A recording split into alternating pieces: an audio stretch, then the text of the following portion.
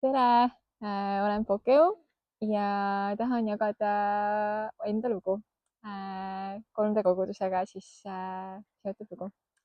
Ma tulin siis 3D kogudusse kuskil 14 aastat tagasi, kui ma kolisin Tallinnast Tartusse ja sattusin 3D kogudusse tänu Sven-Jonathan Siibakule, kes õppis minuga ühel kursusel ja ta kutsus mind kodugruppi ja olin tegelikult sellel hetkel ka otsimas kogudust. Olin nimelt saanud Tallinnas ristitud ja kolinud õpingute tõttu Tartusse ja nii hakkasingi käima 3D-s. meil oli nädala sees kodugrupid ja ma mäletan seda, et kohe sealt esimestest nädalatest alates me Sven Jonathaniga hakkasime kutsuma oma kursusekaaslasi kodugruppi ja kogudusse.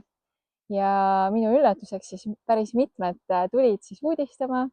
meil olid mitmed arutelud, diskussioonid, kus me saime rääkida Jumalast, Jeesusest ja jagada evangeeliumi. ja see tegelikult oli minu jaoks selline täiesti esimene kogemus nii otse ja avameelselt jagada head sõnumit, sest varem ma olin üsna arglik olnud selles osas, aga see ühine selline võimalus evangeliseerida andis mulle tegelikult väga suure julguse ja tõuke.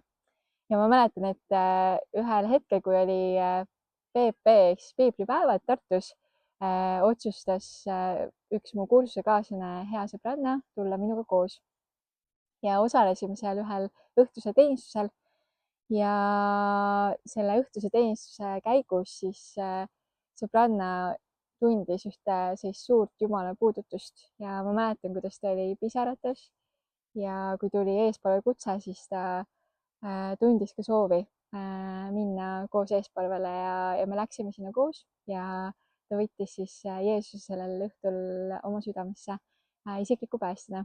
ja see minu jaoks oli kõrvalt vaatada nii suur tunnistus sellest, kuidas Jumal on elav ja päriselt muudab inimeste südameid ja hiljem ma sain teada, et tema ema tegelikult on ka kristlane ja oli tema eest palvetanud aastaid, kuid mina seda ei teadnud ja sain olla tegelikult üks väike lüli tema loost.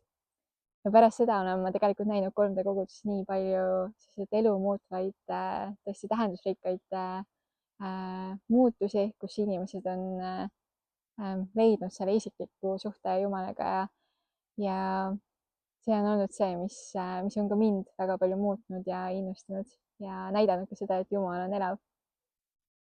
et see on minu lugu. aitäh!